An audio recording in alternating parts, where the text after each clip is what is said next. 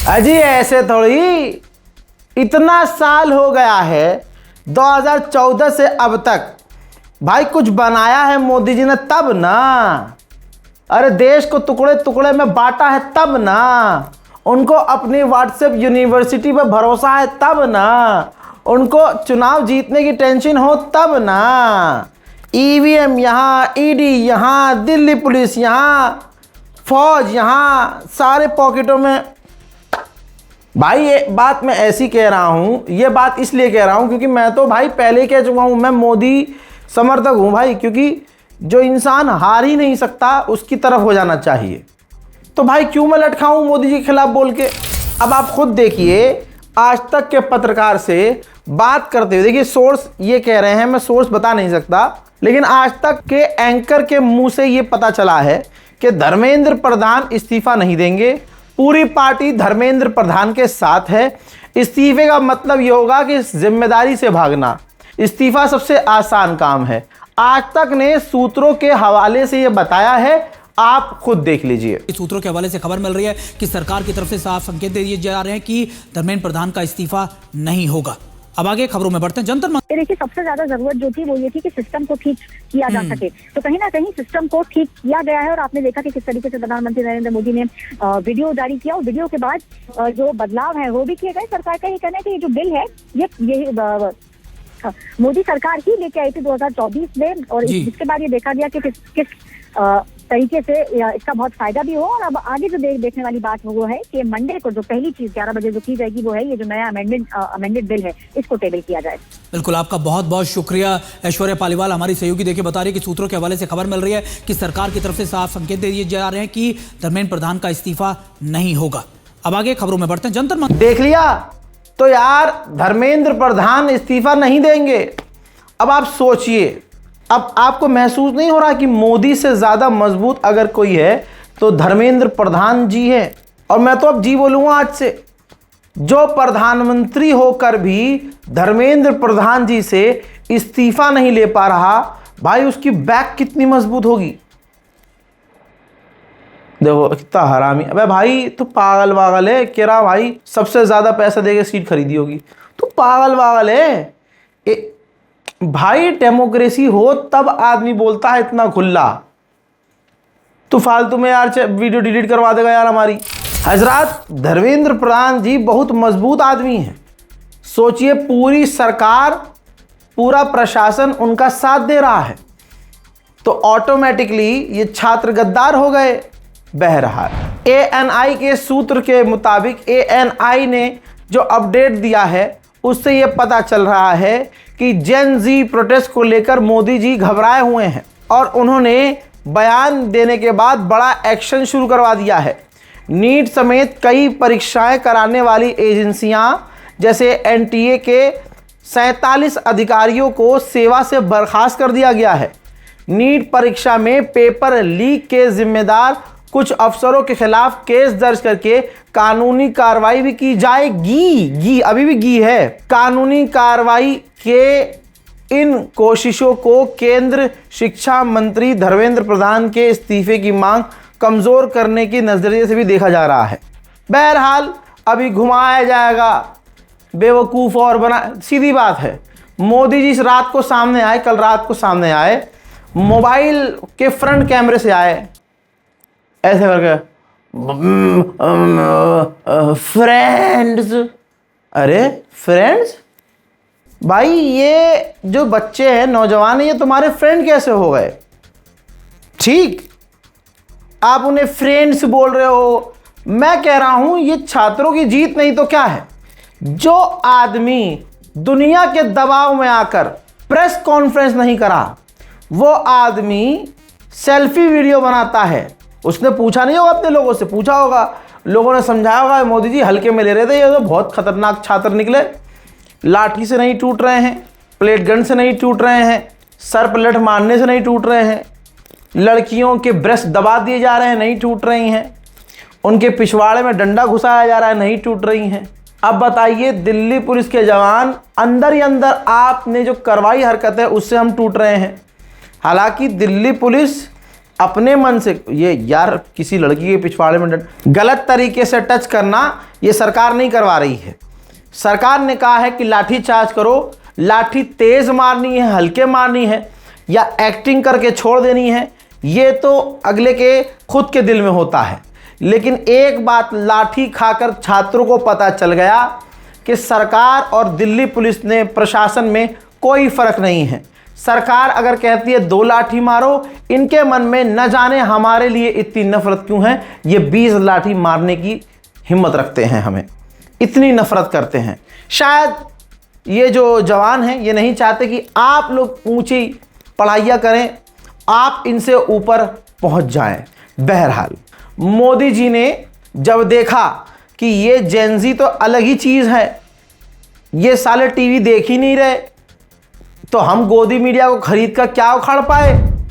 तो अब मोदी जी ने कैबिनेट जो मीटिंग की है उसमें अपने लोगों से कहा है, किसने? मोदी ने अपने लोगों से कैबिनेट से कहा है कि इंस्टाग्राम पर एक्टिव आओ, इंस्टाग्राम पर एक्स के अलावा इंस्टाग्राम दूसरे अकाउंट पर आओ, मतलब अब रील बनाओ। बल्कि मैं यहाँ तो ये कहना चाहता हूँ, रिक्वेस्ट करता हूँ जो मोदी जी के नेता हैं कि मत आइएगा, जेनजी भरा पड़ा है, ये जेनजी आपकी जेनगी फाड़ देगा। कमेंट सेक्शन ऑफ रखना पड़ेगा, आप जो बोलोगे उसका ये मैं क्या बताऊं क्या करेंगे, आप पर रिएक्शन वीडियो बनाएंगे, 1000 सवाल और खड़े होंगे, घर से बाहर निकलना और मुश्किल होगा। मोदी जी तो ऊपर से आते हैं और मेडली के पास चले जाते हैं, आप क्या करेंगे? हजरात, आज सीजेपी के जो लीडर्स थे, जो छात्र खुद हैं, वो खुद जेपी नड्डा से मिले, जैसे कल ही हमने बता दिया था कि कल मुलाकात होगी, और इस मीटिंग के बावजूद यही बताया गया, सीजेपी ने यही बात रखी कि धर्मेंद्र प्रधान का इस्तीफा हो। दूसरा, जिन छात्रों पर एफआईआर दर्ज की गई है उनको रिलीज किया जाए, केस न लगाया जाए, और जो लोग मारे गए, जो बच्चे मारे गए पेपर लीक होने की वजह से, जिन्होंने खुद को ख़त्म कर दिया, उन हर एक व्यक्ति को, हर उनके माँ बाप को 1-1 करोड़ रुपए का मुआवजा दिया जाए। ये बड़ी बात नहीं है, किसी भी तरह से बड़ी बात नहीं है। मैं अपनी सरकार को जानता हूँ। देखिए, अंग्रेज़ लूट कर ले गए थे, उसके बावजूद भारत जो बचा था वो काफ़ी मजबूत भारत था। लेकिन मैं यहाँ किसी पार्टी का विरोध नहीं कर रहा हूँ, बस इतना कह रहा हूँ कि अभी जो लोग बैठे हैं वो कम पैसे वाले नहीं हैं। अभी जो सरकार है अंधाधुंध पैसे वाली सरकार है। राम मंदिर का एग्जाम्पल आपके सामने है। बहरहाल ये चाहे तो 1 करोड़ क्या 20 मरने वाले 22 मरने वाले छात्रों को 5-5 करोड़ का इनाम देकर और धर्मेंद्र प्रधान का 11 मिनट में इस्तीफा लेकर ये सब कुछ खत्म कर सकती है। छात्र, शासन, प्रशासन और इनके बीच जो बातें हो रही हैं वो चलती रहें, कोई दिक्कत नहीं है। हमें सरकार पर भरोसा है, आज नहीं तो कल सरकार समझ जाएगी, मोदी जी को समझ में आ जाएगा। लेकिन जो बीजेपी की हरकतें हैं वो डराने वाली हैं। मैं इस वक्त डर में हूं। अब जो अफवाह मान रहे थे हम, वो अफवाह नहीं निकल रही। बीजेपी ने गुंडों को, आरएसएस के गुंडों को, बजरंग दल के गुंडों को, तमाम हिंदू संगठनों को हमेशा की तरह, लेकिन हम समझ नहीं, मैं तो समझता था, आप नहीं समझ पाते थे। आपको लगता था हाँ ये तो मुसलमान के खिलाफ कर रहे हैं तो करने दो, कोई बात नहीं। मुसलमान पीट दिया, आप पीटने दो। मुसलमान को आतंकी कह दिया, कैद 10 साल होंगे आतंकवादी। लेकिन अब वही ट्रीटमेंट आपको दिया जा रहा है, तो कम से कम आपको अब जो निर्दोष लोगों के साथ इन लोगों ने किया है आज तक, वो समझना होगा। मुसलमानों को, ईसाइयों को, दलितों को आप अब मत धोखा देना कि कल को फिर किसी मुसलमान को मारे तो आप चुप रह जाएं। आप सबको मोहम्मद दीपक बनना पड़ेगा, नफरत को जवाब देना होगा। भाई, बीजेपी के गुंडे भीड़ में घुस गए हैं और वो जातिवादी वाले नारे और तो और वो मारने की बातें कर रहे हैं, कह रहे हैं हम तुम्हें काट देंगे, मिटा देंगे। मेरे दोस्तों, यह आपके लिए नया होगा, हमारे लिए नहीं। सुनिए। बीजेपी है, हमें जेल में डाल देगी, वरना जो हिंदुओं के खिलाफ बोलेगा उसकी माँ बहन एक कर देंगे। जो हिंदुओं के खिलाफ बोलेगा। बात ये है अपनी, तुम ये पेपर लीक हुआ इसके बारे में बात करो। ब्राह्मण समाज और बनिए समाज और ठाकुर समाज, इनके बारे में हाल फालतू बातें कर रहे हो, उसके खिलाफ हमें। पंडित का बच्चा, उसके खिलाफ हमें। जो पेपर लिखो उसके बारे में बात ही नहीं कर रहे। ब्राह्मण को ठाकुर को कर रहे, बनिए को कर रहे। ऐसा कौन सा गेम नहीं है जो मोदी जी ने खेला नहीं हो, जो आरएसएस ने खेला ना हो, तुम्हें कुचलने के लिए, तुम्हारा गला दबाने के लिए। एक एडवोकेट हैं, बताते हैं कि दिल्ली जंतर मंतर पर जो जा रहे हैं उनको दूर से ही गिरफ्तार किया जा रहा है। ये मैं अपनी आंखों से ही देख चुका हूं। अब ये बताते हैं कि छात्रों को अगर डिटेन कर लिया जाता है तो उनसे पुलिस के द्वारा बैंक डिटेल मांगी जाती है। तो आप अपनी बैंक डिटेल मत देना।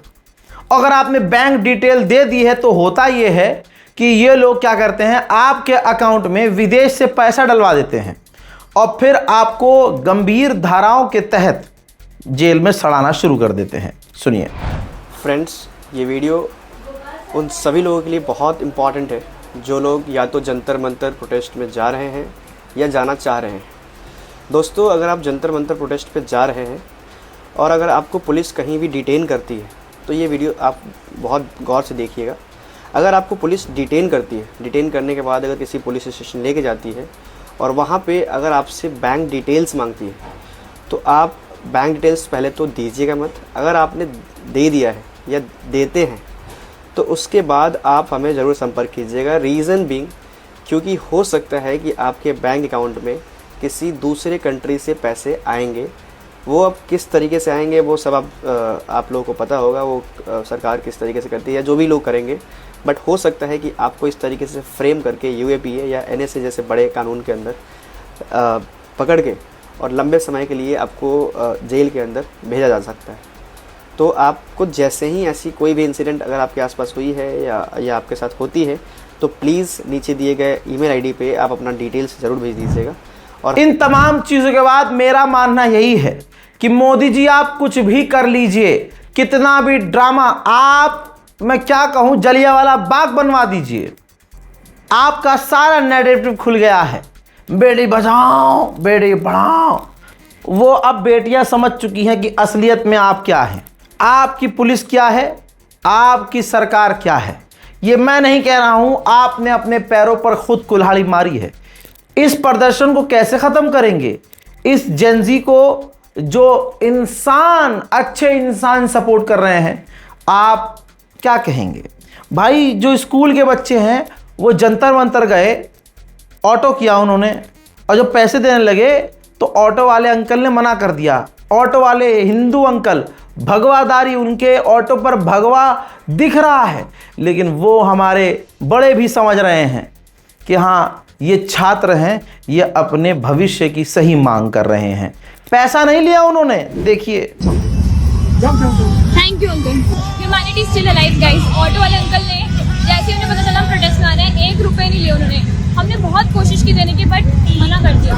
भाई, मैं इतना जानता हूं, इनसे मोदी जी नहीं जीत सकते। इन्हें छोड़िए, जरा ये देखिए, सिख, आए हाय, सिखों ने भाई साहब हमेशा दिल जीता है। कमाल है भाई साहब, मजा ही आ गया। ये देखिए, ये पता है वहां क्या बांट रहे हैं?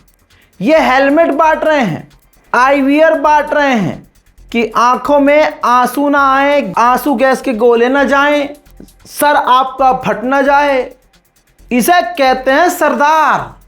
बस सरदारों से हाथ जोड़कर यह भी अपील है कि जो आप लोगों के लिए सच बोल रहा है, सही चीज दिखा रहा है, उनके समर्थन में भी आइए। सरदारों से अपील है कि जंतर मंतर पर आप फैल जाइए। हमारे बीच में जो भी अराजक तत्व हैं उनको कान पकड़कर किनारे कीजिए, ताकि हमारी बहनें, हमारी माताएं, हमारे बड़े भाई, छोटे भाई सब वहां सेफ रहें और प्रदर्शन खराब ना हो। इसी तरह से ज़रा इस वीडियो के देखिए, बल्कि फुल स्क्रीन में दिखाता हूं। ये देखिए भाई, सरकार वहां पर बैन कर रही है कि जोमेटो ना जाए, खाना ना पहुंचे, तो ये सिख सरदार वहां पहुंच गया है पूरा ट्रक भरकर पिज्ज़ा लेकर और खुले में बांट रहा है। मैं दिल्ली पुलिस को चैलेंज देता हूं, तुमने अगर सच में अगर तुम, हालांकि आगे मैं कुछ और बोलने वाला था, है ना, लेकिन चलिए फिर भी अगर तुम सच में अपने आप को ईमानदार और दमदार पुलिस वाले मानते हो, करवाओ इस सरदार को गिरफ्तार। सिर्फ इतना ही नहीं, जब जोमैटो वाले 3-4 दिन से खाना लेके पहुंचे और अभी भी पहुंच रहे हैं, तो भाई हुआ ये है कि जब डिलीवरी बॉय पहुंच रहे हैं कि भैया हम तो प्रोटेस्टर्स को खाना भिजवा रहे हैं, लेके जा रहे हैं, तो वहाँ पर भी एक फरिश्ता खड़ा हुआ था पेट्रोल पंप पे। कहता है जितने भी फूड डिलीवरी वाले हैं, चाहे जोमेटो से हैं, स्विगी से हैं, उनके लिए मेरी तरफ से पेट्रोल फ्री। भैया पेट्रोल फ्री? मोदी जी सच में दिक्कत में है आप, जनता परेशान है। डिलीवरी वालों के लिए मेरी तरफ से पेट्रोल फ्री।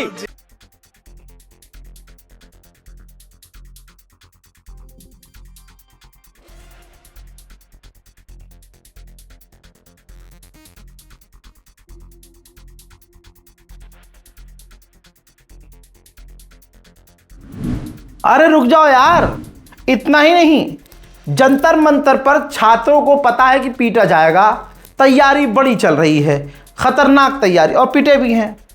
तो एक भाई साहब तो अपनी धर्मपत्नी के साथ वहां जाकर प्रोटीन पिलाने लगे। अरे मेरे भाइयों, लट खाना है तो प्रोटीन तो पीना पड़ेगा। देखिए प्रोटीन चेक करो भाई, लाठी खाओ, बॉडी बनाओ, हड्डी स्ट्रांग करो अपनी। बीवी भी अच्छी मिले ने। बीवी है, मेरी मैं यूं बीवी अच्छी हूं मैं।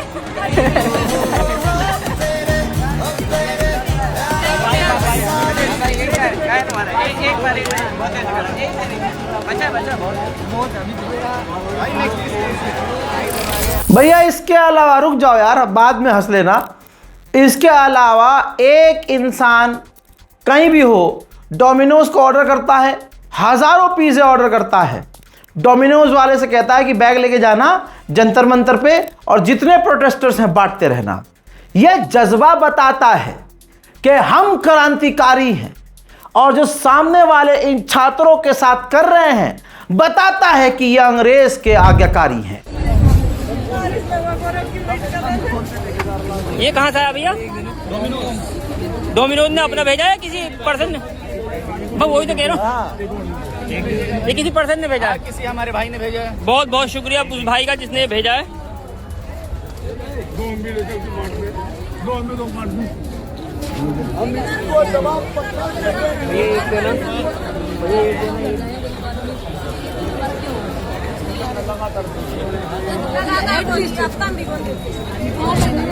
उधर मेरठ वालों ने भैया दिल जीत लिया। ये बेरोजगार युवा है जिसके पास जितना पैसा है सब लुटा रहा है, खून पसीने की कमाई इस आंदोलन को सींचने में लगा रहा है। मोदी जी बेड़ा गर्क हो जाएगा, जल्दी करो भाई। जंतर मंतर पर एक बच्ची, एक महिला ने, एक बहन ने क्या किया, पावर बैंक बांटना शुरू कर दिया। पावर बैंक, अरे मैया धर्मेंद्र प्रधान लेके डूबेगा भाई। आप पावर बैंक बांट रहे हैं, कहाँ से आए आप? मैं मेरठ, फिर कल भी मैंने 40 बांटे थे। एक एक हफ्ते से लोग आए रखे हैं, उनके फोन चार्ज नहीं है, they are not able to talk to their family, तो एटलीस्ट फैमिली को इन्फॉर्म कर पाएंगे, क्योंकि इंटरनेट तो है नहीं, यहाँ किसी को रील नहीं देखनी, कोई बाहर से सामान ला रहा है, कोऑर्डिनेट करना है। मैंने कल 20 वहाँ डिलीवर करे हैं स्टेज पे। अब यहाँ पर राइट विंग एक्टिव था, मोदी जी अपने लोगों से कहलवा रहे थे चलाओ प्रोपेगेंडा, और इसमें अमित शाह देखिए चुपके से, अमित शाह का कोई बयान नहीं, कोई नाम नहीं, कोई वीडियो नहीं, क्योंकि इस वक्त सारा काम वही कर रहे हैं। तो भाई बीजेपी IT सेल ने यही कहना शुरू किया, भाई विदेश से आ रहा है पैसा, विदेश से हो रही है फंडिंग, यूएई से आ रहे हैं ऑर्डर। असलियत क्या है तुम्हारी माँ का साकिना का, सुनो। ऐसा क्यों है कि जो फूड सप्लाई लोग कर रहे हैं वहां पे, जो डिलीवरी एजेंट हैं, वो ऑन रिकॉर्ड कह रहे हैं कि कोई ना कोई मिडिल ईस्ट से पैसा दे रहा है, और कह रहे हैं कि ऑर्डर मिडिल ईस्ट से होती है, डिलीवरी जंतर मंतर पे होती है। हजारों की संख्या में ऑर्डर वहां पे किए जा रहे हैं, और ये भी कह रहे हैं कि स्पेसिफिकली ये जो गुमनाम ऑर्डर होते हैं, ये बड़े बड़े ऑर्डर प्लेस किए गए हैं कतार से। तो ऐसा इसलिए है, हम जैसे हिंदुस्तानी है ना, मिडल ईस्ट में भी रहता है। अभी मैं दुबई में हूँ, देखिए मेरे पीछे नंबर प्लेट दिख रही है तेरे को दुबई की, मैं दुबई में हूँ। ऐसे मेरे जैसे बहुत सारे हिंदुस्तानी जो मिडल ईस्ट में रहते हैं, कतर में रहते हैं, अजमान में रहते हैं, दुबई में रहते हैं, अबू धाबी में रहते हैं, पूरे मिडल ईस्ट में, और वहाँ हिंदू मुस्लिम सब साथ में रहते हैं, मिलजुल के रहते हैं। यहाँ पे बांटा नहीं जाता, समझा? साले सबसे बड़ा एंटी नेशनल तू है, यहाँ पे जो हिंदुस्तानी है ना वो मदद कर रहा है, वहाँ पे जो हिंदुस्तानी तकलीफ में है, जो प्रोटेस्टर हमारे जो बच्चे हैं वहाँ पे तकलीफ में, स्टूडेंट तकलीफ में, उनको मदद करने के लिए भेज रहा है खाना, तो तेरी क्यों जल रही है? अब इन तमाम चीज़ों का सबूत भी आ गया है। भारत सरकार, मोदी सरकार, हमारा विदेश मंत्रालय क्या कह रहा है, इससे ऊपर कोई चीज़ है? नहीं है। भारत के विदेश मंत्रालय के द्वारा कहा गया है विदेश से फंडिंग हो रही है, हमें ऐसी कोई जानकारी नहीं है। और रुकिए, आगे उन्होंने ये भी कहा है कि विदेश में, मिडिल ईस्ट में, ये खबर आ रही है मिडिल ईस्ट से लोग फंड कर रहे हैं। मिडिल ईस्ट में तो भारतीय खुद लोग रहते हैं। देखिए, विदेश मंत्रालय का बयान बाद में है और मिडिल ईस्ट में रहने वाले एक व्यक्ति का बयान मैं आपको सुना चुका हूं। तो विदेश मंत्रालय जो कह रहा है सही कह रहा है। यहां कोई फंडिंग पाकिस्तान, जर्मनी, चीन, फ्रांस से नहीं हो रही है, ना मिडिल ईस्ट हो रही है। जो बंदे वहां रहते हैं, जो भारतीय कुवैत, बहरीन, सऊदी अरब में रहते हैं, वही भाई डिलीवरी करवा रहे हैं, वही ऑर्डर कर रहे हैं। यही विदेश मंत्रालय ने कहा है।